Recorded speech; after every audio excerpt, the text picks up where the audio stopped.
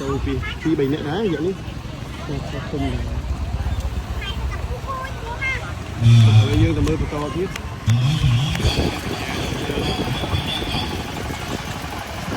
មកតលុនមកដល់ស្វាយទៅទៀតបងប្អូននេះជាបកគាត់ហើយបកគាត់គឺមានតែ16ទីមូងទេបងប្អូនមុននឹងតិចគឺទីមូងវត្តពុតហែទៅមុនហើយចូល2-3គីឡូដែរហើយឥឡូវនេះគឺទីមូងវត្តកេតបន្ទុំហើយវត្តតលុនហ្នឹងគឺបានមកពីក្រោយរយៈនេះក៏ធំដែរបងប្អូនមានទួយចូលគ្នា2-3នាក់ដែរនោះហ្នឹងហើយទឹកខាត់ធំធំ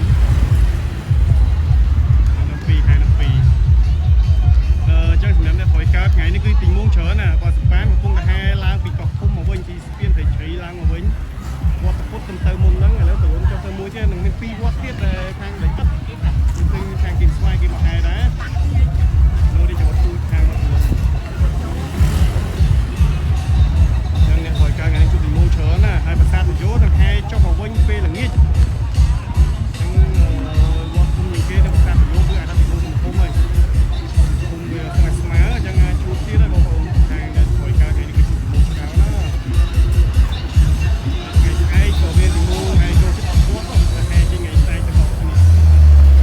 ហើយយើងមើលទីមូលតទៀតបងប្អូនមកក៏និយាយចាស់វិញទីមូលដែលគេថាទៅមុខទៀវព្រីបណ្ណាហើយយើងបានជួបទីមូលច្រើនណាថ្ងៃនេះ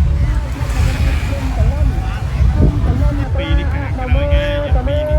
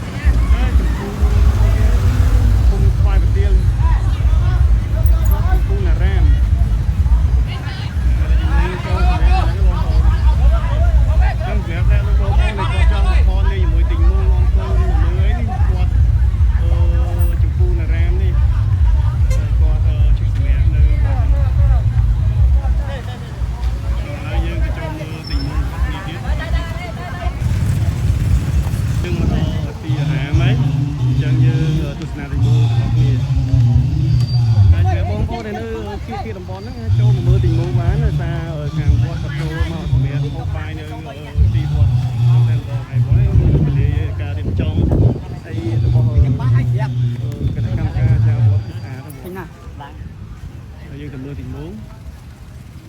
ពីទៅណាយើងវិញទេបងប្អូនព្រោះថា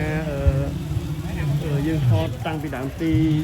ខ្ញុំមិនដឹងថាគាត់ចូលសម្រាប់នេះអញ្ចឹងអាចតែជឿបញ្ចប់តាមបញ្ចប់មកវីដេអូហ្នឹងនេះយកបាយខ្ញុំ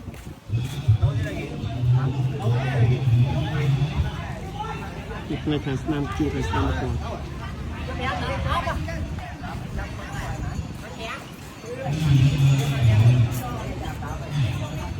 ថ្មីជាពូវិញ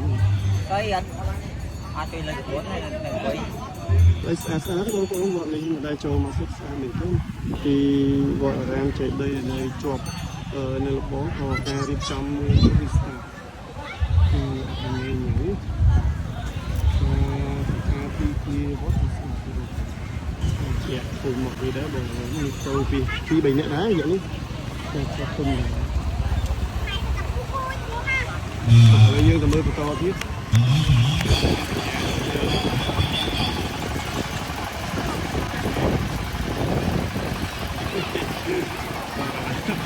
យ៉ាងនេះនៅឯងណាយើងមើលបន្តទៀតអាធំធំនៅខាងនោះស្អាតស្អាតទីមុងស្រីអ្នកដើរអ្នកកាន់ស្រីដែរបងប្អូនជួបទៅនេះ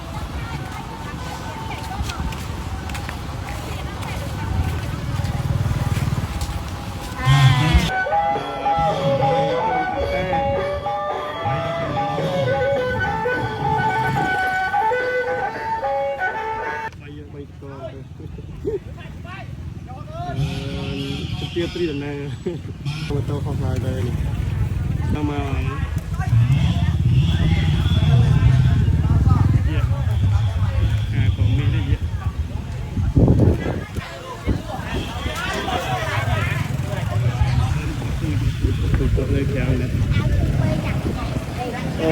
ចឹងបើជាបងប្អូននៅក្នុងការនេះចង់និយាយថាទីមូលវត្តគេកំពុងហៅវត្តសលូននៅកំពុងតែហែមកអមកំពុងស្វាយទាលហើយមកដល់ខាងស្វាយទាលខាងក្រោមវិញហើយកំពុងច្រឡងអញ្ចឹងឥឡូវគាត់កំពុងតែសម្រាប់បាយនៅវត្តទីជប៉ុនរ៉ែនេះហ្នឹងឯងបាទមកផុសទៅសម្រាប់បាយខែត្រង់នេះហ្នឹងហើយបានបន្តដំណើរចុះទៅបញ្ចប់វត្តសលូនយើងហ្មងចឹងខ្ញុំកំពុងចាំមើលទីមូលថាទីមូលមកឥឡូវតនទីមូលគាត់ឈប់សម្រាប់នៅលើពេលគាត់នេះក៏អូទីគ្នាស្អាតបងប្អូនចឹងផ្លិតគ្នាយើងចង់មកទស្សនាទីមូលកេតគុំហៅវត្តសលុនបានដល់ហើយនេះគុំមកគាត់ហើយចូលដល់ទីមូលគាត់ឈ្មោះទេ